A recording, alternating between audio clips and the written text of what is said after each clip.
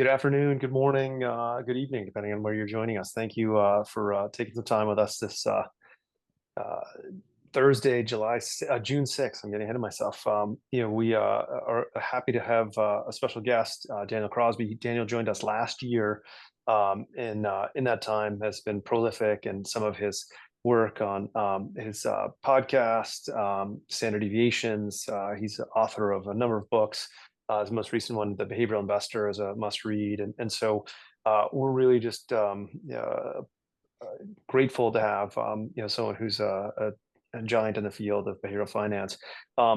Just as I think about what we do and helping our clients day in and day out, it's a lot about providing expertise in various disciplines of the world of wealth management, whether it's their investment strategy, tax, estate planning. But really, to be successful, it's about knowing them or you as a client, knowing ourselves and some of those limitations or biases we run into. Jana's going to spend probably about 45 minutes with us today. We're going to talk about some really important factors that make us better or worse investors, and maybe some ideas to improve upon that. And then we'll open up to Q&A. Towards the end of the discussion, we'll try to keep the questions from the audience to the end, but Maddie and I and possibly Tom will throw some questions to Daniel along the way. So Daniel, the floor is yours. Again, not the first time folks are seeing us, but if you wanted to give us an update on the background, that would be awesome. Yeah, no, happy to. Thanks for the kind intro. My name's Dr. Daniel Crosby. I'm a psychologist by education, but I've spent my career working in markets and working in finance. So I'm the chief behavioral officer at Orion Advisor Solutions. We're a tech platform among other things, and I study the intersection of mind and markets, and that's what we're going to talk about today. So I'm going to jump right in so I can get to everything. I'm gonna start by talking about a place that I love. I'm from Alabama, and when you're from Alabama and you start going around the country and even the world giving speeches like this, people come after you afterwards and say, "Hey, good job, I enjoyed it," and they ask you where you're from, and then when you tell them Alabama, the record skips a little bit. So I'm going to start by saying some nice things about the South. In particular, I'm going to say nice things about Atlanta, where I live now. Because Atlanta is on the precipice of doing something that has never been done before in human history, and I think it's pretty cool. So the thing that Atlanta is on the cusp of doing is actually largely owes to the philanthropic legacy of former President Jimmy Carter, who's himself a Georgian. And he and the Carter Center, in cooperation with the CDC, is on the cusp of eradicating a disease for which there is no cure. And I want you to think about that for just a minute. Like, how would we get rid of a disease that there's no vaccine for, there's no pill for, there's no medicine for? And they did it with education. The disease in question is guinea worms. It's lunchtime here in Georgia, so I'm absolutely not going to go into the particulars of what guinea worms is like. It's pretty gnarly, but suffice it to say that it is nasty enough as a disease that it was decimating economies in Western Africa, and as recently as the mid '80s, 3.5 million people around the globe suffered from guinea worms. In the most recent census, I need to update my deck here. In the most recent census from a few years ago, it was 12.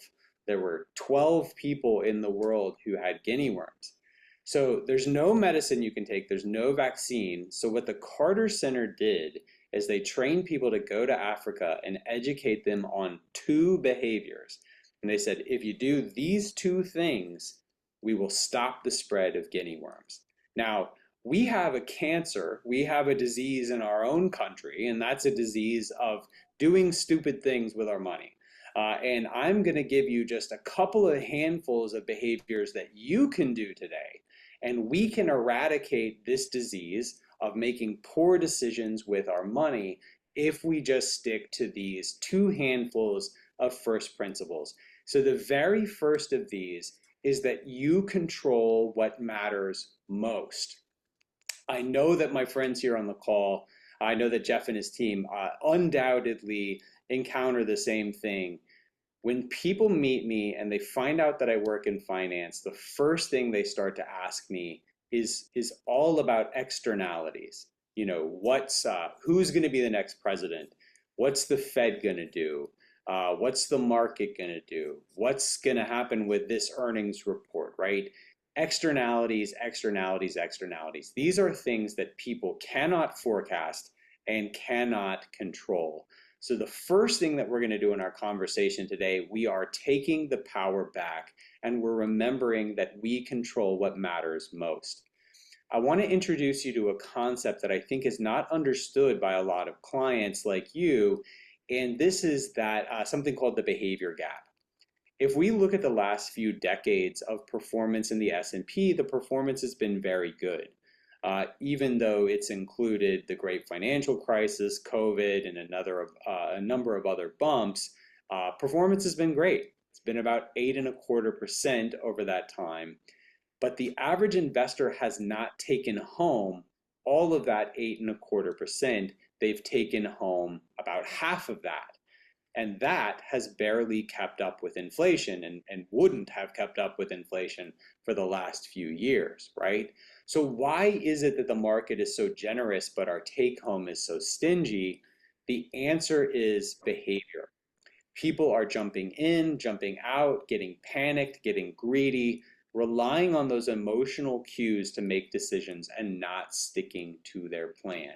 And because they are doing this, they are leaving a great deal of value on the table, right? They're leaving a great deal of value on the table. So the second commandment, the second rule that I want you to remember is that your financial advisor, who you work with, right? You may have hired them for the wrong reason. You absolutely should work with an advisor, but the best use of their time is maybe slightly different than you thought. If we look at the research on people who work with advisors versus people who don't, there's about now 5 independent studies that show that people who work with an advisor do 2 to 3% better per year than those who don't, which is fascinating, right? It doesn't sound like a huge number. 2 to 3% doesn't sound like a huge number, but if we look at how that compounds over time, it can be quite dramatic.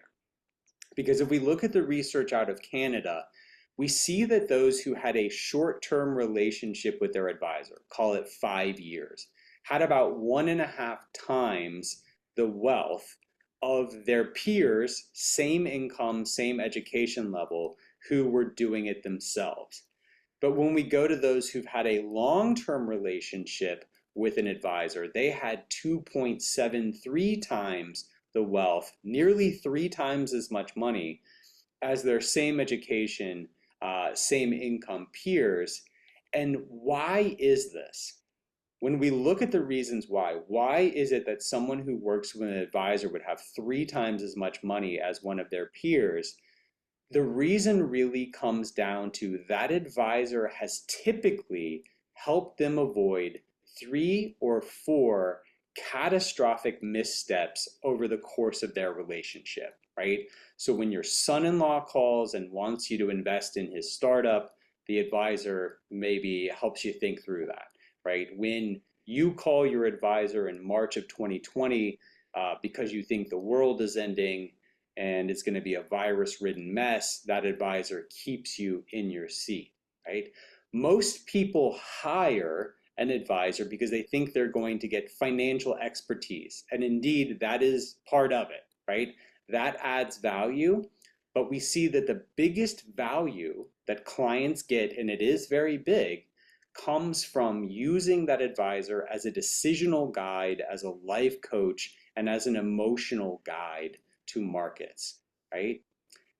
I'm the son of an advisor, and the reason that I got into this field is because I saw that my dad treats, he's still at it.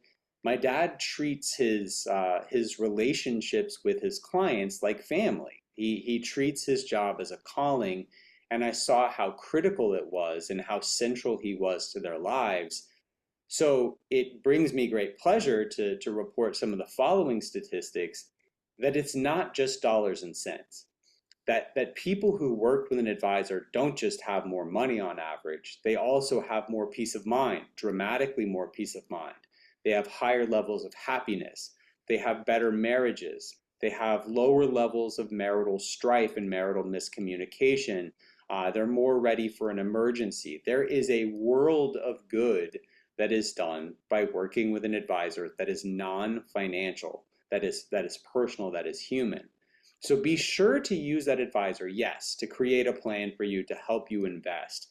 But don't be afraid to bring life to that advisor as well if you find yourself at a crossroads, because money touches every part of our lives. The next slide I want to talk about, the next principle that I want to talk about, draws on my experience as a clinician, as a psychotherapist. So I said before that my PhD is in clinical psychology. Even though I've spent my whole career in finance, I did have thousands of hours of working with clients in fulfillment of that degree.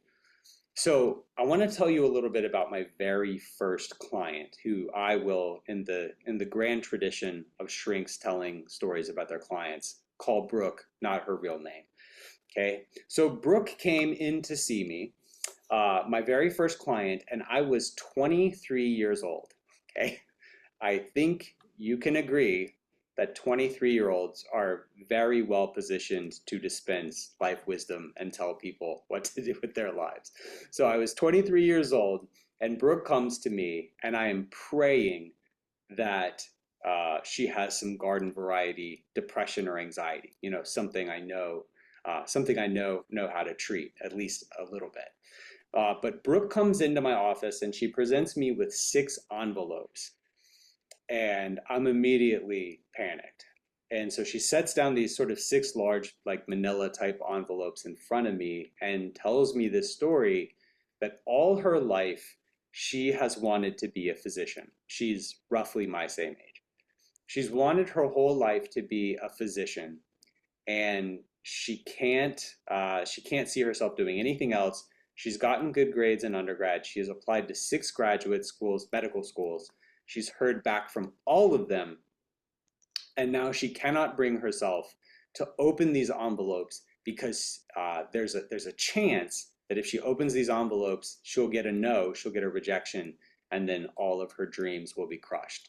So, my friends, I was very worried at this point because this was not in the textbook, right? I had not read this chapter and I did not know what to do. So, I did a terrible job for most of that 50 minutes. But somewhere toward the end of that session, I had a little bit of an epiphany, and I said, Brooke, it occurs to me that in your best efforts to manage this risk, right, to avoid the hurt and the fear of not having realized this dream, you are bringing about the inevitability of the very thing you're afraid of. Because if you don't open these letters, right, if you don't open these letters and see what the facts on the ground are and respond to them, you're not getting in. Like, you're scared of not getting in, but guess what? There is a 100% chance that you don't get in if you remain paralyzed the way you are. That was good enough for her. This made a sort of sense to her. So she opened the envelopes, and thankfully for me, she got into all 6 schools. I would have really been up a creek if she had been rejected. I was out of ideas, but she got into all 6 schools and she was able to proceed. Okay, why do I tell this story? Because a lot of times in markets we do something very similar. We have a dream. We have a dream like Brooke, and I don't know what that dream looks like for you, but you have a financial finish line that you are looking to cross. And sometimes we can get so wrapped up in ensuring that we cross that finish line that we try and get too cute or play it too safe or be too conservative, thereby thwarting the very dream we're pursuing. Okay, so I want to talk about this. I'll present to you 2 different asset classes here. These are 20-year rolling periods. The first asset class outperforms 100% of 20-year rolling periods. Average real return, so average inflation adjusted return of about 7.5% per year. okay? Asset number two has underperformed at every 20-year period, and it has an average return net of inflation of about 1.5%, okay? If I ask you this blind and I say, hey, which one is riskier? I think we're all in agreement that the one that wins all the time and wins handily is the less risky of the two.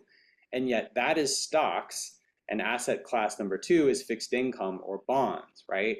And to be clear, I'm not picking on bonds. I own lots of bonds. You should too, right? But it just goes to show that the way that we conceptualize risk can sometimes be divorced from the way that it actually plays out in our lives. And that sometimes the biggest risk we can take is not taking enough risk at all. And trying to play it safe, trying to time everything and secure that safety and that certainty for ourselves and our lives can unwittingly be the most dangerous thing we ever do. The next one I want to talk about, the fourth rule, I believe it is to start now and start again tomorrow. There are two reasons why this is the case. The first one is a little boring, and you probably get it. The first one is mathematical. If you want to retire with $2 million and you expect average market returns, if you start when you're 22, right when you get out of college, you can save $6,000 a year, put it in the market, and wind up at 65 with that $2 million. $6,000 a year, pretty manageable, right? If you wait 18 years, if you wait till you're 40 to start investing, you now need to invest $26,500 a year to make that same 2 million. That's nearly half of the median American salary. That's much harder to do, right? So you probably get this. Compounding is the eighth wonder of the world. It's a miracle. It's beautiful. But that's not the most interesting thing for a psychologist in terms of why we should start now and start again tomorrow, right? Because the thing that I find fascinating is that behavior compounds just as surely as money compounds, okay? So I'm gonna use my friend Maddie, right? My friend Maddie will be my example here. Maddie is a person of great taste and sophistication, right? I call her into my office and I say, hey, I want you to do something for me. I got six pieces of artwork here, 6 pieces of impressionist artwork. I want you to rank them from 1 to 6 in terms of how much you love them, and then I'll give you a print to take home to your family, right? So she does this, she ranks them from 1 to 6. I go back to my office and I come back and I'm very apologetic. I say, hey, Maddie, I'm so sorry. We're out of number 1 and number 2. We're out of number 5 and number 6. All we have is number 3 and 4, you know, kind of your middling preferences here, the ones you didn't feel too strongly about. And so she takes home number 3, of course. And then 2 weeks later, I call her back and I say, hey, my computer burned up, my computer crashed, like I lost all the data. Can you come rank these 6 paintings for me again? Okay. I want you to think about what has happened to the rank ordering of these paintings now. This is an experiment that's been replicated many times, okay? Number 3, which remember, before she didn't really care about. She didn't love it, she didn't hate it, but that's the one she took home. Number 3 is now number 1, right? Number 3 is now number 1 because over the 2 weeks that she's had it, she has told herself how brilliant she is for having chosen number 3. She's gone, oh, you know, it matches my couch, it looks great in the living room, and like, thank goodness I got this, right? She's synthesizing happiness, she's building up her decision-making prowess. Most people get that. The trick is number 4. I want you to think about what happened to number 4 now. Where did number 4 go? Because that was the road not taken. Number 4 is now number 6. So again, one that she didn't care much about one way or the other before, she now hates it. It's become split, it's become polarized. The one that, you know, her 2 middling preferences are now her favorite and least favorite, because every time we make a decision, We tend to pat ourselves on the back for all the reasons why we made that decision. And we tend to tear down the road not taken because we don't want to feel regret, right? Regret is a nasty feeling. We don't want to feel that. We do this with our financial decisions as well. If we can engage for ourselves, with our kids, with our grandkids, if we can engage in a process of learning to engage in positive saving, investing, spending, philanthropic, giving type behavior, we will build those behaviors up. And the things that we shouldn't be doing, right? The fourth home, the third boat, whatever it is, the excessive out to eat, we begin to tear those down. So just as surely as your money compounds, you can teach yourself to make better financial decisions, and that gets easier and easier and easier for you. The fifth one I include here, trouble is opportunity. This is something that everyone knows and no one does, okay? Everyone knows that the first rule of investing is to buy low and sell high. And yet, when we look at fund flows, when we look at how people buy and sell stocks, we find that they tend to do exactly the opposite of that, right? Why is it that we have such a hard time following this good advice we see on the screen? Well, to understand this, you have to understand the power of the environment, right? So I want to share with you this really cool study. It was a study done at a liquor store of all places. And at this liquor store, they were trying to control the inflow and outflow of various forms of liquor. And they wanted to manipulate the environment and see if that would have an impact because it was just too unpredictable. They couldn't predict when they'd be out of one type of booze or another. And so they said, let's see if we can control this a little bit. So for 2 weeks, they played German music, piped in German music over the loudspeakers in this liquor store. Over that 2-week period, the sale of German beer shot up over 50%. The next 2 weeks, they piped in French music. And over that time, the sale of champagne and French wine shot up over 75%. Okay? Here's where it gets even weirder though. They interviewed people, going out of the store, right? So Tom's coming out of the store with his case of German beer, and they say, "Hey Tom, like why did you buy this German beer?" And 2% of the time they would attribute it to the music. 98% of the time, no awareness of how dramatically the environment had shaped their behavior. We are the very, very same way. The environment, the water that we are swimming in with respect to the type of news we watch, the type of things we read, the people we talk to, the ideas we put in our head become the water that we're swimming in. And the water that we are swimming in becomes highly determinative of how we act with our money, okay? This picture up on the screen, which is maybe a little bit not PC, but funny nonetheless, this is research that I came across when writing my second book, and it found that when we are under financial stress, we lose 13% of our IQ. 13% of our IQ is out the door when we're stressed about money. So all the good stuff that Jeff and team have taught you about, what you should do and what you shouldn't do with your money, it tends to be kind of out the door when we need it most. So there's a couple of things that we need to do with this information that we are dramatically influenced by our environment. First of all, we need to be careful and thoughtful about the type of environments we put ourselves in, right?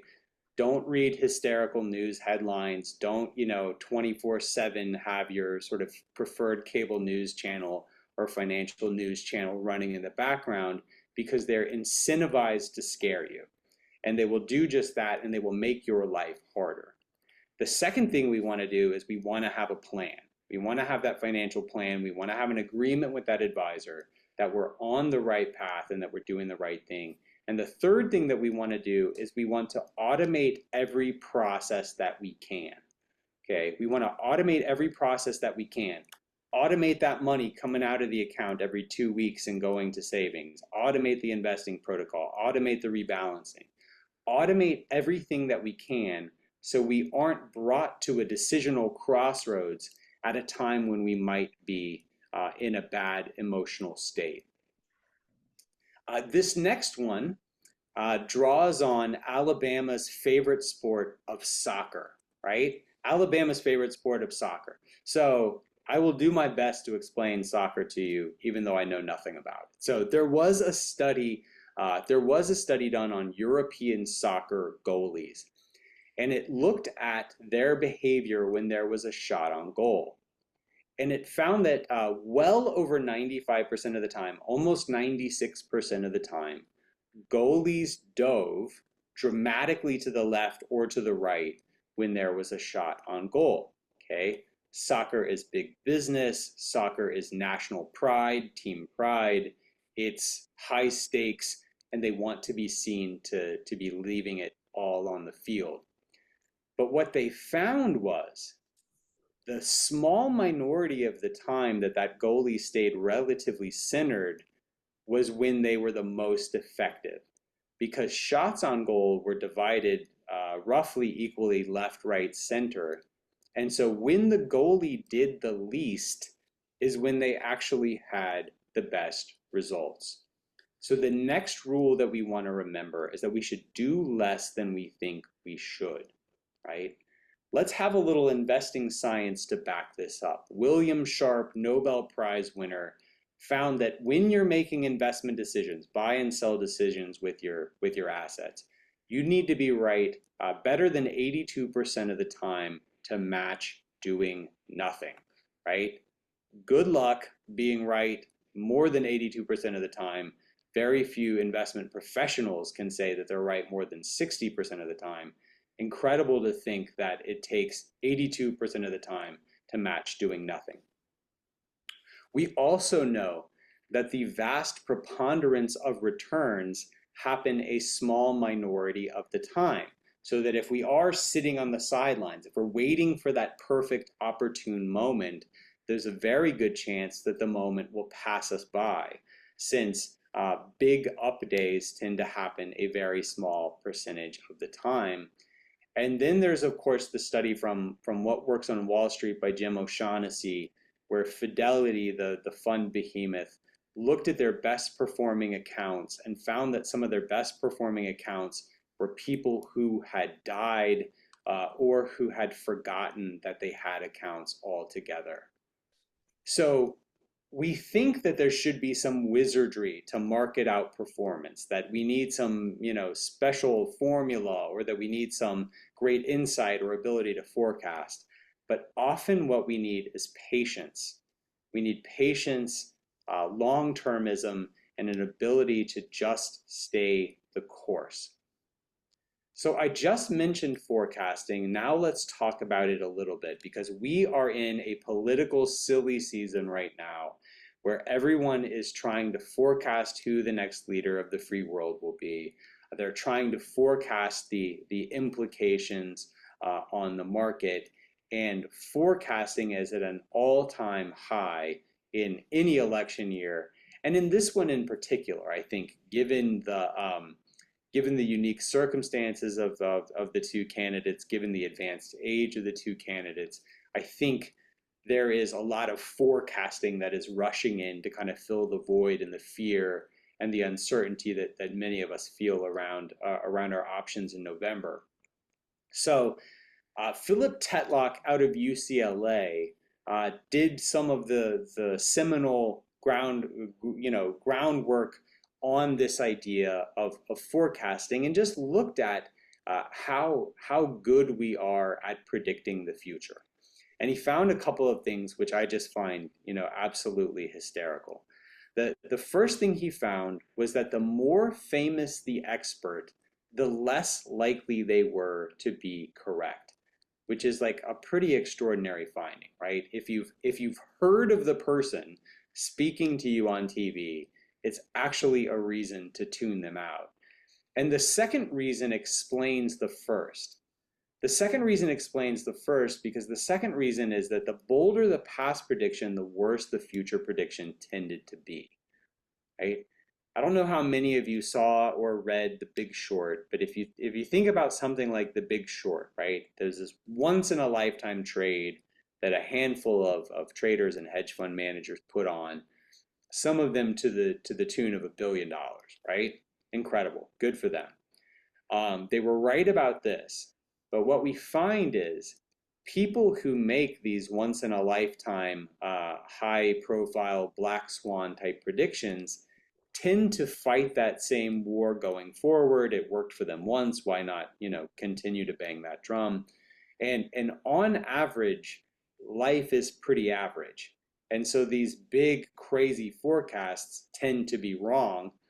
The final thing Tetlock found was that showing these folks their batting average, right? Like showing them that they were not good themselves. at this, actually, And that's not going to make a dent. In our situation, right? Yeah. It doesn't even pay It's for not gonna- 1 year. Yeah. It It doesn't even pay for a quarter of half a year. Right. David And Draymond, so famed, there's value that, right? investor Then there's and all the contrarian, rest. And you can set up looked at debt in nearly a lot of different ways. Some people go to a private 80,000 institution buy-sell like hold SoFi, or they would go estimates, to sort of any consensus bank Wall and they Street could get a analyst student estimates, loan.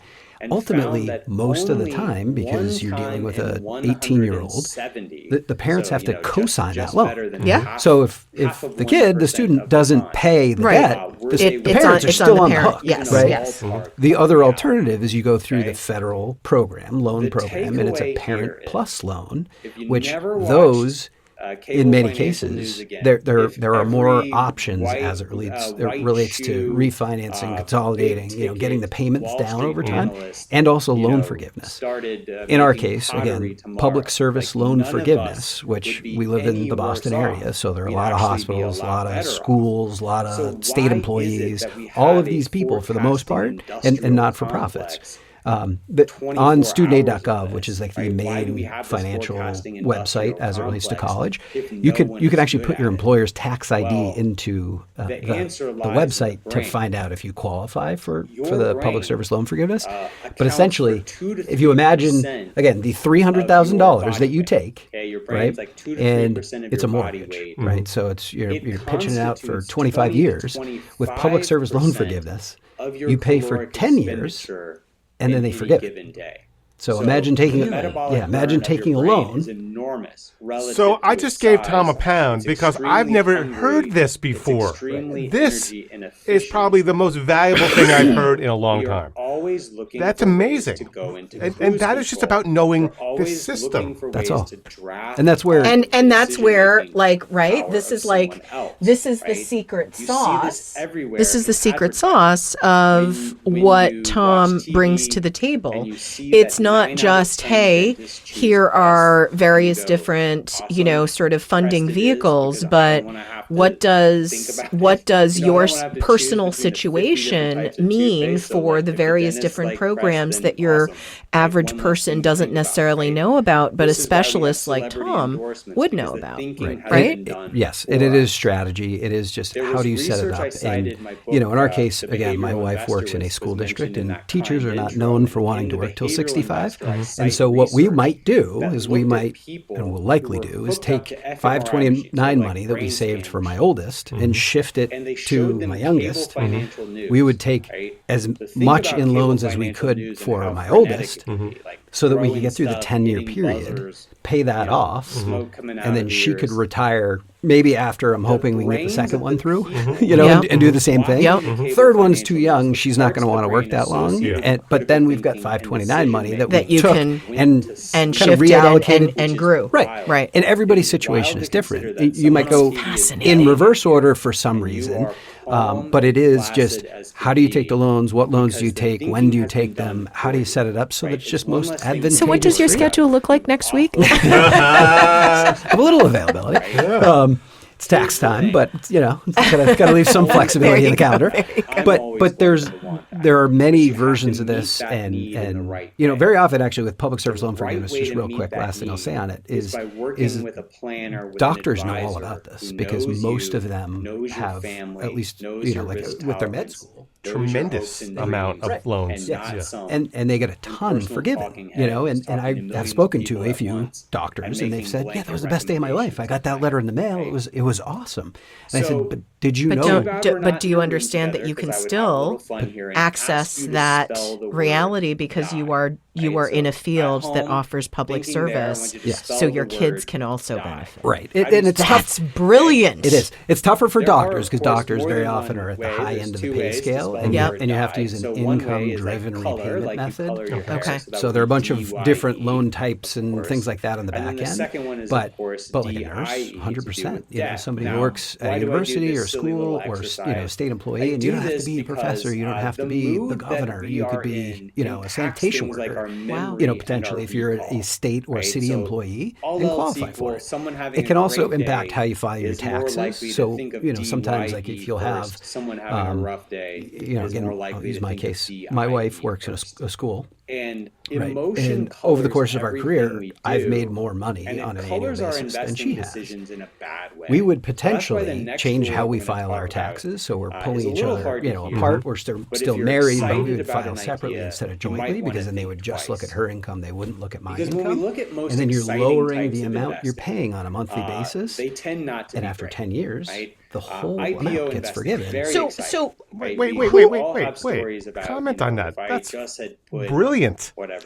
That's $10,000 in Apple brilliant. when it went Thomas is public, I'd have waxing like $1 poetic gazillion now. right now. Yes. We all Wait, have wait, these narratives Thomas, in our mind. do most of your And clients yet, react the on way I am right now? IPOs Or dramatically they try to be cool, but, oh, I knew that. S&P 500. No, most don't Day know this, trading, and they'll admit they super don't know it because they exciting, would have done it making already Sure. if they hadn't. making sure And when switches to our the key is, again, portfolios, if you structure things the trading right in way and on out I'm the doing it now on my phone. The front I'm end. applying. the tax ID of your Yes, employer, yes. plug that right in. Maybe some of Most you people did don't it. I know hope about not. this, I did it a little and bit. It was fun. the It Biden was administration fun in has actually done a 2020 very good to job in kinda get making caught it up in that easier frenzy. to But use. we know It was actually that 1 in George W. 360 Bush day who traders in the originally largest put it in study ever place, done out of and Taiwan, as I said, the only Biden 1 in administration has actually 360 made of them it showed more any accessible to evidence more of skill. families. So, So there are a there couple have of been skilled issues day over traders. time, but it's probably not better you, right now right? than it's ever really So been if from you're the standpoint of being excited able to about take an advantage of idea, it. I have a and question. it could be So, to the upside or the downside. As in right? life, you could be as in super professions, you only fearful. know what you don't know. Right? You could be right? super Which is why you fearful hire about guys what's like, going to happen to the Thomas, market Right. because right? of And the why you hire election and the specialists in the uncertainty. area. You could be super euphoric Why isn't because you information think like that this this made more publicly available? this, And even if this it, crypto and well, here's the play you thing, just heard I'm about sure it about to is, go to the but moon, right? you don't know where to look for Whether it. it's to the Right? upside Like, how do you or the Google that? downside, How do I wanna Gemini that? How do I encourage you to take a AI step that? back, You talk to you your can't, advisor, and You think can't. right? about Because you it don't know if about you're it. I mean, excited. it's kind of a Because shame the sad truth that is, most good investing it's not is kinda more boring, easily right? Most available, good investing right? is kind of boring. Like, And advertise it. I borrowed Why an isn't it being acronym advertised? here, Why actually isn't from it? the Why addiction isn't the literature. government saying, well, maybe Biden is? I haven't really As paid part attention, of but my- I always got As his part look. of my curriculum when I was getting my PhD, I was lucky enough to be welcomed into a number of 12-step groups. So Overeaters Anonymous, Narcotics Anonymous, Alcoholics Anonymous, and things like that. And what I observed in these groups is that they consistently taught them this principle of HALT.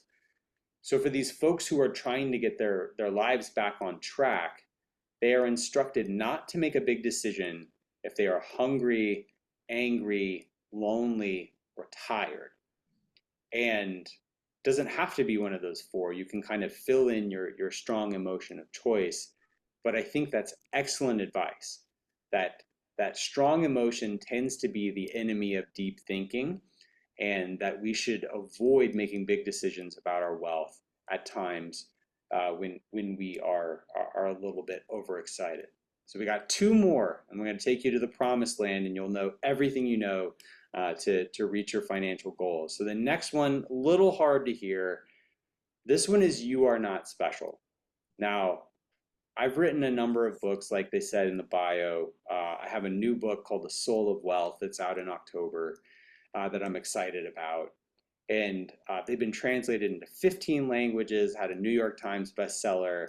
But my first book was a book called You Are Not That Great, and it was not a New York Times bestseller, and it sold like 3 copies to my mom because nobody wants to read a book called You Are Not That Great. And it's even harder to give to a friend or a spouse. But I digress. What do I mean by you are not special, right? What do I mean by you are not special? This is what we call in Shrinks Like Me would call overconfidence. Overconfidence, this excessive belief we have in self, leads us to make bad decisions, right? And overconfidence has a couple of different facets. We think that we're better than other people. We think that we're luckier than other people.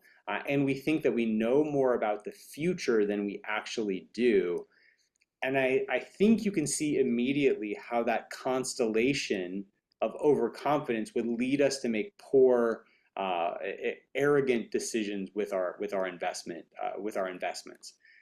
These stats are from the Laws of Wealth, a study I cited in the Laws of Wealth, which I found absolutely hysterical.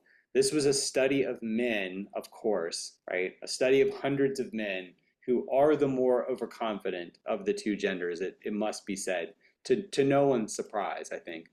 But of the hundreds of men that they interviewed, they found that 95% of the men thought that they were funnier than average, right?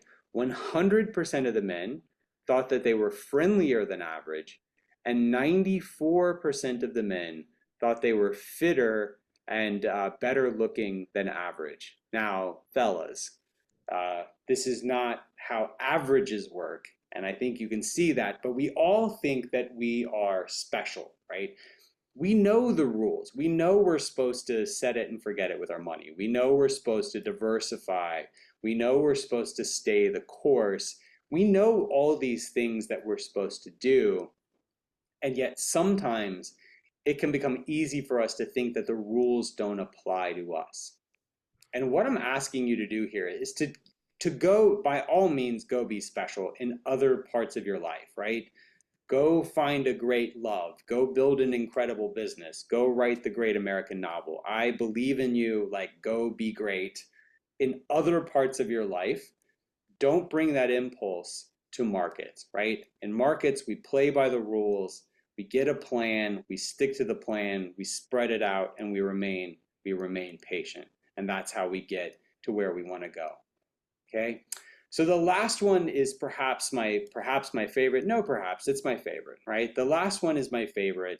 And this is around the yardstick we use to measure our success. And it's around creating a personal benchmark. Okay? I'll introduce a bit of a wonky concept to you here. This is called equity flows. The easy way to think about this in layperson's terms is money flowing into or flowing out of stocks. If we look at from 07 to 11, right, was money going into stocks or out of stocks and discretionary accounts? I think you know the answer to that. It was coming out, because this is the great financial crisis. People are freaking out. You know, well, the middle part of that is the great financial crisis, bottoms in March of 2009. People are freaking out. They're going to cash. They're worried. But there was one investment vehicle where that was not the case, and that was in college savings plans. And when you interview the parents and say, hey, look, in your kid's 529 account, you did everything right and you reaped considerable benefit because of that, because from 09 to 11 it ripped, right? So you reaped considerable benefit by playing by the rules and doing what you should have in your kid's account. In your own account, it was a nightmare because you were jumping in and out, you were scared, you were emotional. What's the difference? And the difference is something that Stephen Covey talks about in his famous book. He talks about you have to have a yes burning inside of you that's bigger than the no of fear. And for these parents, the yes was the love for their children, right? They were able to do the right thing for their kids because they loved their kids even more than they loved themselves. And they weren't able to do the right thing for themselves, but they were for their kids, right? How do we bring that concept to our own lives? Well, I want to share another study with you, a 2009 study out of Canada. These are two of my three kids.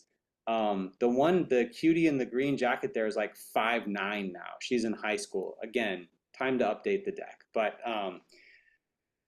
these are two of my kids, and I'll use them to introduce a concept here. There's research that was done out of Canada that compared low-income savers in two groups. One was a control group that was just using an online, bank account to save, spend, invest their money, sort of no instruction, right? Just do your thing, live your life, and we're going to monitor your behavior using this online program. The second group, the experimental group, a picture of their children flashed up for 5 seconds. So when you log into your Bank of America account, a picture of my kids would flash up for 5 seconds before I could transact any business. And the group where the kids flashed up for 5 seconds, mind you, saved more than twice as much as the group that never saw the picture. Now, why is this? It's because, again, they re-centered themselves on why they were doing this thing in the first place. The last study I'll share with you is a study that was done at SEI during the Great Financial Crisis, and they found that people were 10 times less likely to liquidate their accounts during the Great Financial Crisis if they were named. So instead of like ABC 123 Crosby account, it was, Daniel's retire to the Bahamas fund. If the purpose for that money was put front and center, they were 10 times less likely to liquidate their investments, which is absolutely staggering. So in all of this, sometimes we can treat markets like a video game, and it's red and green and it goes up and down and it becomes disconnected from the love and the relationships and the life that it is serving. So work with your advisor to tie that money back to meaning. Work with your advisor to tie that money back to meaning and say, hey, what is this for? And keep that why front and center in every part of your life. The last slide I'll share with you today is a cautionary tale that I think brings this all full circle and talks about the importance of that personal benchmark. This is Sir Isaac Newton, one of the smartest folks to ever live, certainly. But he was rich and famous in his day. We think about certain artists only gain notoriety posthumously, but Isaac Newton was famous, rich, well-loved society guy in his day. He had all the money he ever needed, right? He wanted for nothing. And he invested that money in one of the first publicly traded equities, which was called the South Sea Company. And the South Sea Company went up, up, up, up, up. It was the Bitcoin, the meme stock of its day, up, up, up. So Isaac Newton compounds his already considerable wealth. And then he starts to see some cracks in the South Sea Company. He goes, you know what? I don't feel great about this. So he takes his chips off the table and he says, look, I've got all the money I need. I've got all the money I need to live a good life. I'm out. But then something happens. He looks around to his cousin and his brother and his neighbor and his dumb friend across the street who's now richer than he is. And because these people had stayed invested in this sort of bubbly speculative stock. And he gets jealous because he didn't have that personal benchmark. He had not arrived at his concept of enough. He didn't have that concept of enough. And because he didn't have this, he piles his entire net worth back in right before the South Sea Company falls through the floor and goes to zero. So one of the smartest people to ever live dies penniless because the rules of the rest of the world are so different than the rules of investing. And this is why you have a planner in your corner. And he says, I can calculate the movement of the stars, but not the madness of men. Your advisor is your guide to the madness of men and women. and is there to keep you grounded, to keep you long-term, and to keep you prudent in your thinking. So in this election year, in this year of uncertainty, I hope that you've taken one or two nuggets from today that will inform the way you think about your wealth and help you personalize it just a little bit more. So thank you for spending your lunch with me. Crosby, thank you. We can't, possibly express our gratitude enough. Again, plugging the Soul of Wealth, which will be out in October. I'll ask my wife put that on my birthday list as I put holiday reading in the forefront there. But can I ask where can people follow you? Where might they find your work? Obviously, a prolific author. But are you more present on Twitter, now X or whatever it's called? Or where might someone be able to kind of take in Daniel from time to time? Yeah, I think the best place is The Soul of Wealth. I wrote this for mom and pop investors. This is something that everyone can read. I think I'd love it if people would go out and check out the book on Amazon. Next, Standard Deviations. I have a podcast. Every 10 days, I come out with some new thinking on these things. I'm on LinkedIn, Daniel Crosby, PhD, and on Twitter at Daniel Crosby. Super. Let me just see if we have any questions here from the field. We didn't necessarily do a great job of telling folks to put things into the Q&A. Maddie, Tom, anything you want to add? Again, don't mean to monopolize more of Daniel's time necessarily, but again, just really grateful to have an expert in the room. Yeah, absolutely. Wanted to say thank you, Dr. Crosby. Always a pleasure to have you. I'm sure that everyone is on the tip of their toes. I definitely let Tom and Jeff know that they are certainly not special all the time. So, but we did have one question here. So I know, Dr. Crosby, you explained a little bit there at the end of why the world of investing is so fundamentally different than other aspects of our lives. But can you maybe give us, two or three different examples of what that really means and why people think of investing, so differently than they do about other day-to-day concepts? Yeah, it's a great question. So the rules of Wall Street are in many cases 180 degrees of the rules of life, right? If you ask me, what am I going to be doing in 5 minutes? I can tell you with near precision, right, what I'll be doing in 5 minutes. If you ask me what I'm going to be doing in 5 years, I could give you no clue, right? Markets are almost the opposite, right? In the very short term, it is so volatile, it's so noisy, it's so unpredictable at the 1 day, 1 month, even 1 year mark.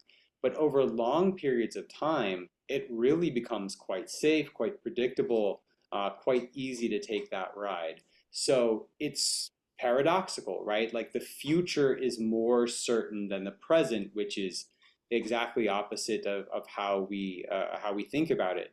The other one, I'll harken back to this idea of doing less than you think you should. In almost every other endeavor, doing more gets you more, right?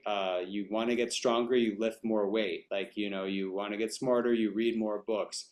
In investing, doing nothing tends to get you more, right? Doing the least possible, not touching it, tends to be the thing to do. So we tend to bring this present bias and this action bias, which would be the shrink terms for it. We tend to bring this present bias and this action bias to our financial lives, and they serve us very, very poorly. So it's a weird paradox, but like doing less and looking to the future is actually sort of the greatest certainty we can have, which is almost the opposite of anything else you would endeavor to do. Well, thank you for that. And I think that, the conversations that we strive to have with our clients around, what's most important to them and getting to their definition of enough has been really helpful with the BFI quiz. So, obviously we encourage clients who haven't yet gone through that exercise to do that. We'll send that out again. And then Daniel has also come up with a new tool called Pulse Check, which we'll also be sending out. So appreciate that. And hopefully we can grab you back next year. Let's do it. See you in 2025. Thanks so much for the time. Appreciate it. And good luck with the book. Thanks.